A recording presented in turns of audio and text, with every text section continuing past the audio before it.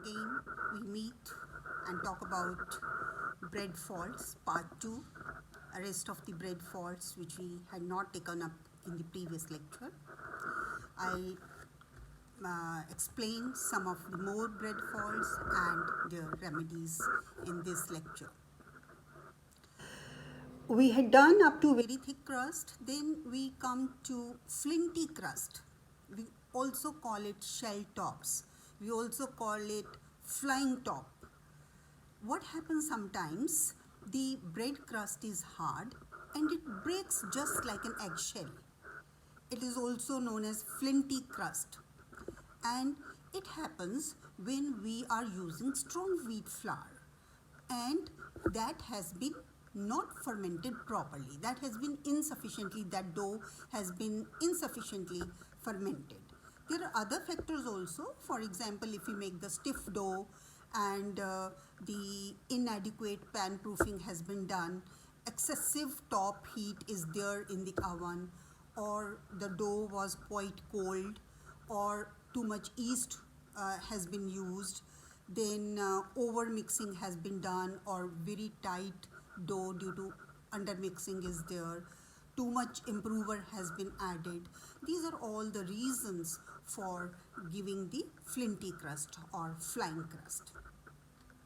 Then another fault is wild break.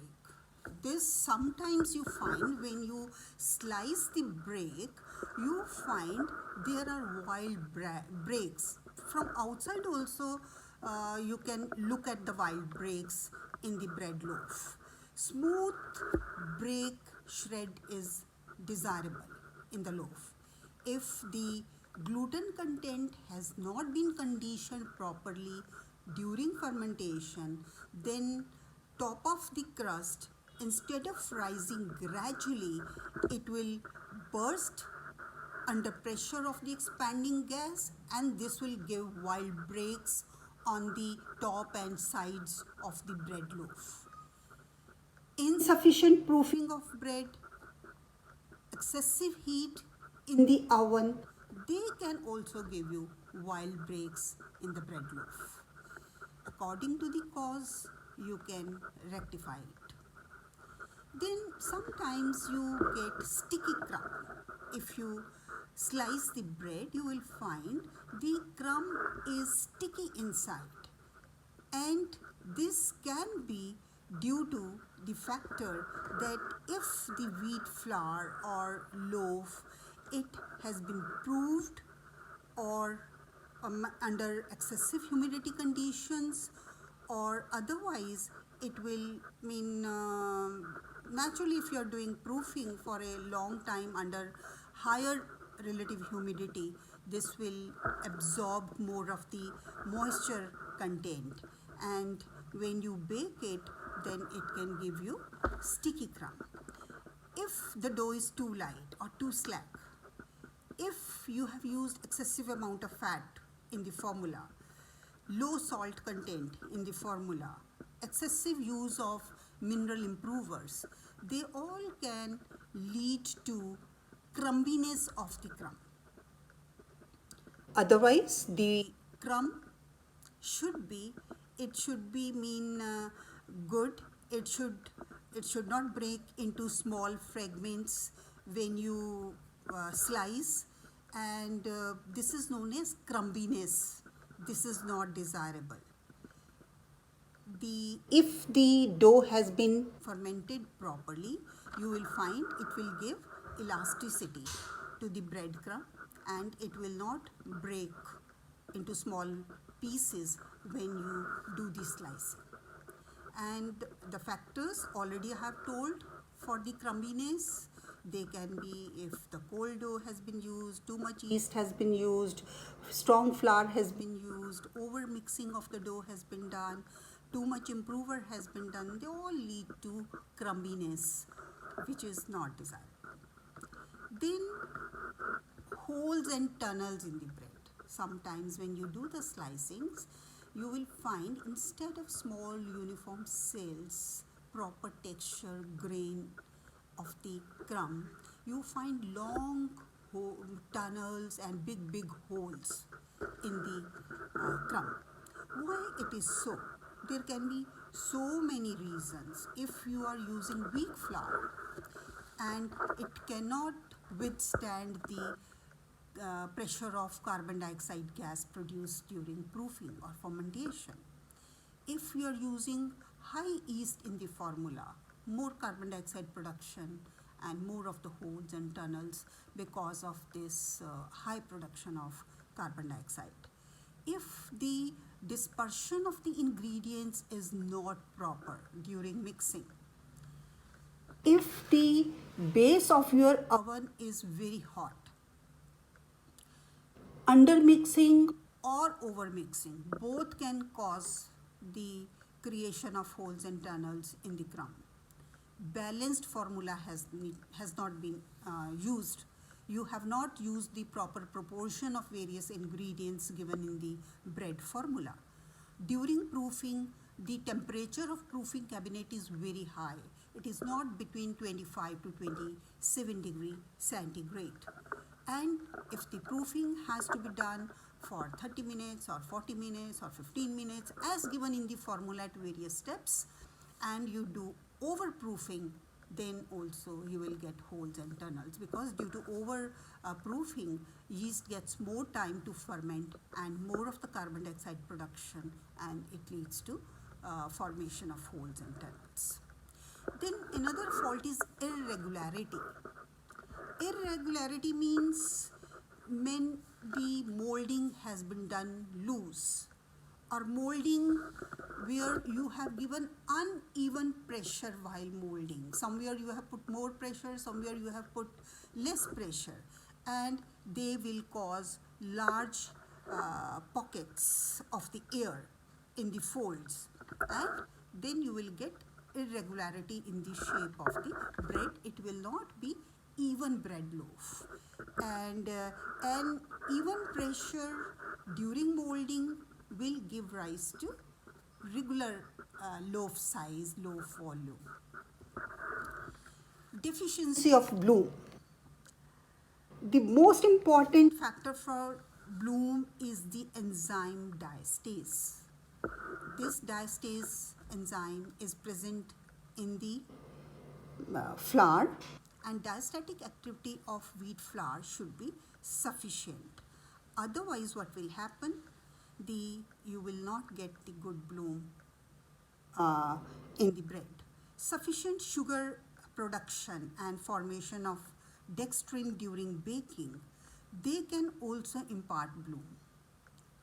You can add malt in the formula to have good bloom, to improve the bloom. We can use these malt. Then next effect is color spots.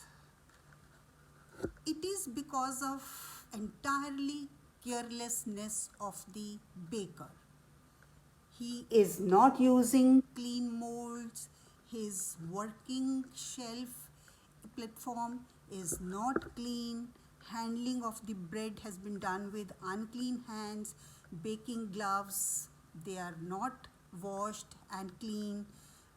Cooling racks are not clean, and there is so much of dirt, dust inside the oven, leftover baked goods, their particles are there in the oven, and all these factors, they can give color spots on the bread loaf, which are not liked by the customer. Then another important characteristic that bread should have a good flavor, good taste. If it's not there, then it's a major bread fault. And this poor flavor taste, it can be improper storage of the raw ingredients which have been used. For example, the fat which you are using for the bread, that has been stored near the organic solvents, petroleum products, or near onion or garlic, it will pick up the flavor of those and impart to the bread. And similarly, if the flour has not been stored properly, or the yeast has not been stored properly at the proper temperature, under proper room conditions, then poor quality ingredients, if you are using, they will not give you good flavor and taste. If the off flavored ingredients have been selected and used by mistake, salt has been used in excess, if your bread dough is old, it is fermented and conditioned for too long, and you are doing baking after 2 or 3 days, then this unfermented or over fermented dough or old dough, they will not give good flavor and taste. Under baking, over baking, they will not give good flavor and taste. If cooling of the bread has been done under unsanitary conditions or near the products which give off flavor, rancid flavor, then also the bread will pick up those flavors and the taste and flavor will not be good. Then sometimes we find condensation marks on the breads. If the bread is not allowed to cool properly before wrapping, it has been wrapped just when it is hot, slightly hot, warm, then also we will find that moisture particles will appear on the bread crust, and these water vapors which have been deposited on the crumb, they will cause dark patches, and therefore the bread has to be cooled thoroughly before packing to avoid condensation. Poor keeping quality. Sometimes you find you bring the bread from the market, you can keep it for 2-3 days fresh, moist, and sometimes within the 1 or 2 days it becomes dry, it is not good in taste, and this may be because of the various reasons. It depends upon the type of ingredients which have been used in the bread formula. If the ingredients are not good, they are poor quality ingredients. If the ingredients have not been stored properly, if the lean formula has been used, if the dough was stiff, if the old dough was used, overproofing of the dough was done, oven temperature was low, bread was cooled too rapidly before wrapping, then all these factors, they will produce poor keeping quality. Then ropey breads. If the bread gets contaminated with certain microorganisms, that is Bacillus mesentericus, bread ropiness is caused. The spores of these bacteria, they are not killed during the baking, and any ingredient can get contaminated with this bacteria and bring it into the bread. A sticky gummy material which can be pulled into threads that will develop in the center of the loaf after about 1 to 3 days of baking, and this type of ropiness will give off flavor to the bread, and therefore the baker should understand this particular fault. By the process of elimination, he can rectify the defect. He should not use such ingredient which has been infected with this bacteria. These were some of the very important bread faults, and you have practical experience also under lab conditions. Some of the students, they prepare very good labs, but some of the students, they are using the same formula, same process, but still their bread doesn't come out well. It may be because of the many reasons which I have told you, and you try to remove those causes and get a good quality bread. Then another small topic is staling of bread. What is staling? Staling means if you store the bread for a number of days, then certain changes take place which cause staling. There are two types of staling. One is crust staling and another is crumb staling. Crust staling, in the fresh stale, crust is relatively, it should be dry, it should be crisp, it should be brittle. And when the staling occurs, then you find that this crust becomes soft, leathery, it will lose its original aroma, flavor. Off flavor can also be developed, and the moisture from the crumb is transferred to the crust due to the hygroscopic nature. And when this transfer of moisture from crumb to crust takes place, it becomes soft and leathery. And the use of wax paper in wrapping, that favors the crust staling, as it prevents moisture loss from the crust. Then we come to crumb staling. Crumb staling, due to the loss of the moisture, the crumb becomes hard. It becomes more crumbly. Flavor will get deteriorated, and staling is also associated with gradual and spontaneous aggregation of the amylopectin, which gives rise to the crystalline structure to the crumb. And this aggregation of amylopectin, that is less firm and than that involved in the retrogradation of amylose, and this can be reversed by warming. If you just slightly warm the bread at 50 degrees centigrade, you can reverse this.